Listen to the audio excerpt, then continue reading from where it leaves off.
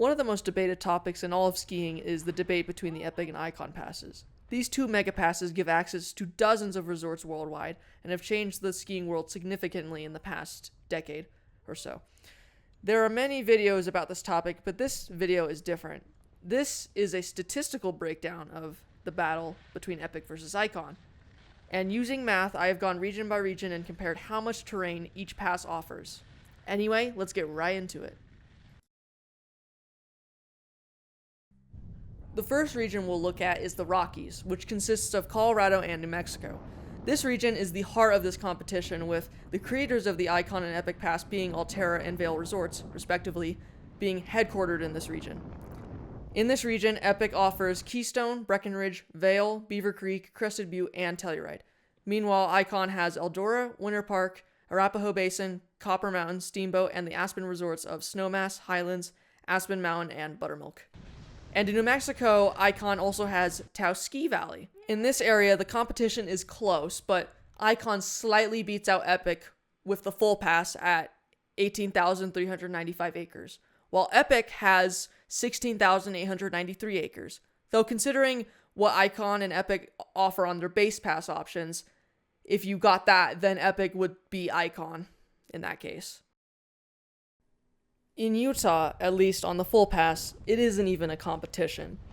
Ikon gives the 6 resorts of Snowbird, Alta, Solitude, Brighton, Deer Valley, and Snow Basin, while Epic only gives you 1, Park City. Granted, Park City, being 7,300 acres, is larger than any other ski resort in the United States, but it still can't beat the 15,291 acres that Ikon offers. Though if you consider the base passes, then it gets more blurry. Epic does offer more acreage on its base pass in Utah than Ikon does, but if you want expert terrain, the offerings of Solitude and Snowbird easily beat Park City's offerings. So it just depends on what terrain you want more of. Northern Rockies.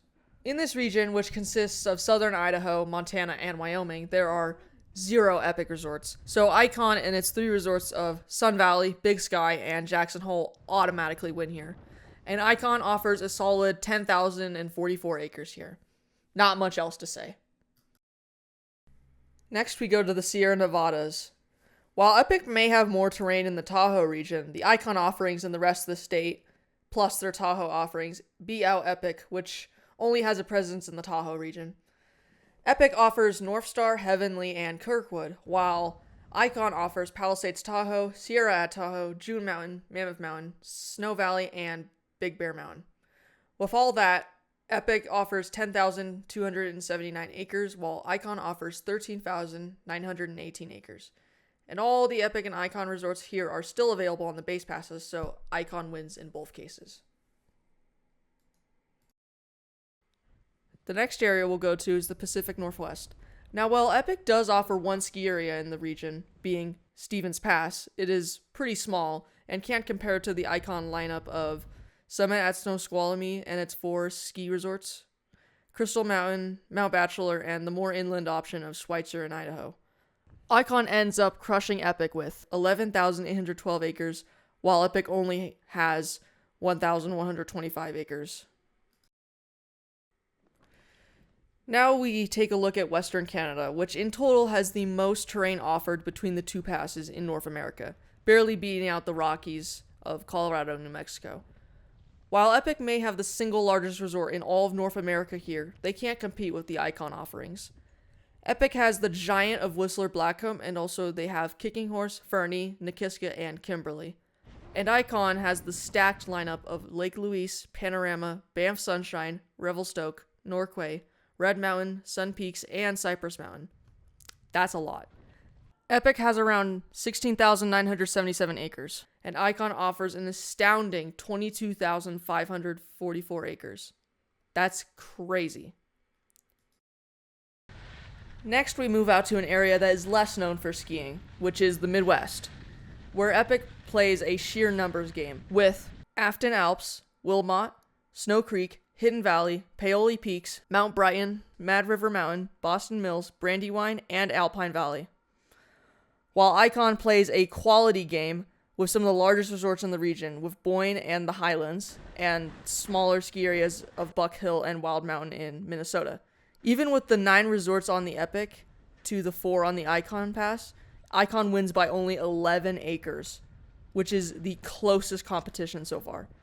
Epic has 984 acres, and Ikon has 995 acres. I was thinking that Epic was going to win here, but it didn't. Though if you look at the base passes, then Epic wins in that scenario. Moving further east, we head to the Mid-Atlantic, and we finally find Epic's first true win. Ikon only has 3 resorts in the area: Snowshoe, Camelback, and Blue Mountain, while Epic has Seven Springs, Hidden Valley, Laurel Mountain, Whitetail, Liberty Mountain, Round Top Mountain, Jack Frost, and Big Boulder. Epic has 932 acres, and Ikon has 587 acres. And again, this is Epic's first win. Now to the biggest skiing region in the eastern United States, the Northeast. In the Northeast, Ikon offers Jiminy Peak, Stratton, Killington, Pico, Sugarbush, Loon, Cranmore, Sunday River, and Sugarloaf. Epic has Hunter Mountain, Mount Snow, Okemo, Stowe, Crotched Mountain, Mount Sunapee, Attitash, and Wildcat.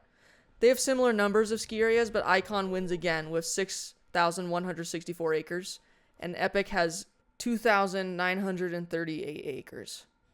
The Ikon resorts here are just simply bigger, and the Ikon base pass only removes 2 small ski areas, so it still wins in that scenario by a large margin.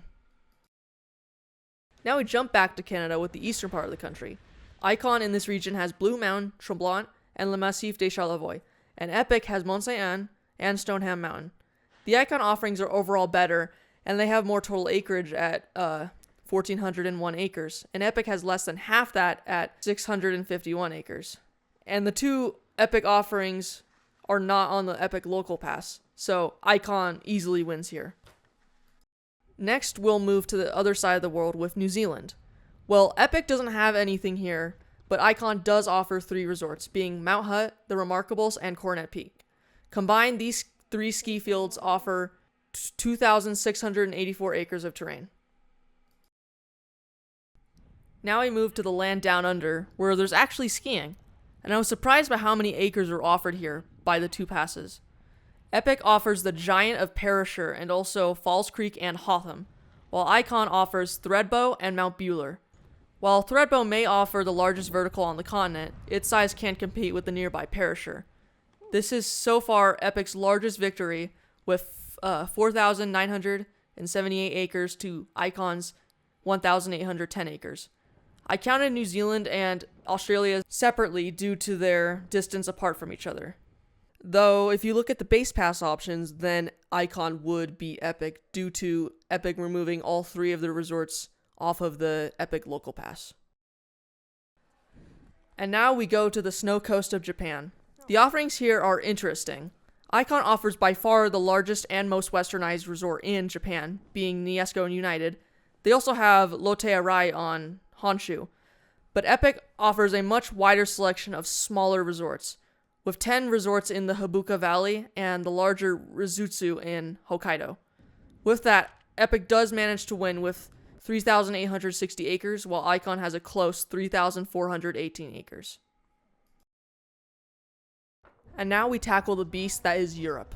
European resorts tend to be much larger than anywhere else in the world, and both megapasses have significant offerings here, but I was shocked when I learned how large this region truly is in terms of terrain offered by both passes. In Europe, Ikon gives access to Gran Valaria, Chamonix, Zermatt, St. Moritz, Ischgl, Dolomiti Superski, and Kitzbühel. Meanwhile, Epic gives access to La Toile Valley, Verbier, Crans Montagna, Andermatt Cedron Descentis, Ski Arlberg, Silvretta Montafon, Ski Rama Dolomiti, Solden, Hintertuxer Gletscher, Meyerhofen, Saalbach, and Kitzsteinhorn. That was a long list, but forgive me for any poor pronunciation of any of those places. Another note is that European ski resorts generally don't use acres to measure terrain. They use slope length instead. So first I'll show you a chart on that. Here it is. Epic does manage to beat out Ikon here with 2,773 kilometers of slopes, compared to Ikon and its 2,504 kilometers. Well, prepare to see the insanity of the scale of European skiing. And with a little bit of math, I have given these numbers. And wow. You can see here that Switzerland, Italy, and Austria are larger than any other region. Austria alone has 68,634 acres. That's insane. And when you combine these regions together, the numbers just get silly. Ikon has 108,156 acres in Europe, and Epic has 119,775 acres. That's just insanity. Well, anyway, here's a short rundown on the winners by region in Europe. Ikon wins the Pyrenees and Italy, while Epic wins the French Alps, Switzerland, and Austria. And across the whole continent, Epic ends up winning.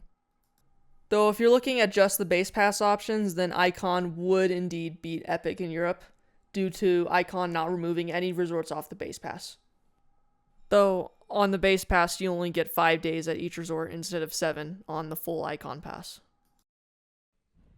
Well, we have run basically through the entire world. In terms of where Epic and Ikon are available, let's look at the worldwide results. First here is the world without Europe included, and here the Canadian Rockies win with 39,521 acres available on both passes combined. Take a second to look. Okay, now I'll add Europe with its regions. And here is Europe with all the regions combined.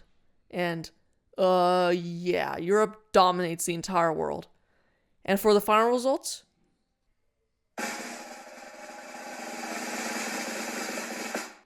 Ikon wins with a grand total of 217,849 acres, which is over 30,000 more acres more than Epic's 186,692 acres.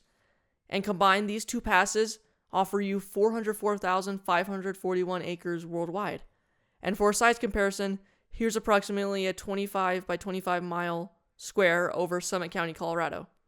Huh, interesting. I thought it would be bigger, honestly, but I don't know. Whatever. Well, I hope you enjoyed the video. This video took a long time to research and edit, and I would like if you liked and subscribed for more videos from Link Skiing. Most of the data from this video came from a website called Epic vs. Ikon, and it has a lot of things you can look about at this competition. It's a cool thing to check out.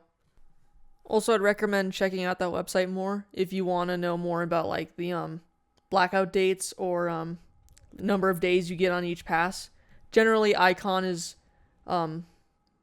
stricter on that than Epic is, but just to see those things, I would recommend checking out the website. I did not put in much detail about that.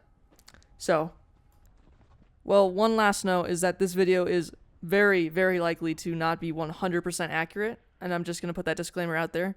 There could be some major or minor mistakes, I'm not sure, but I hope you enjoyed the video, and see you later. Bye.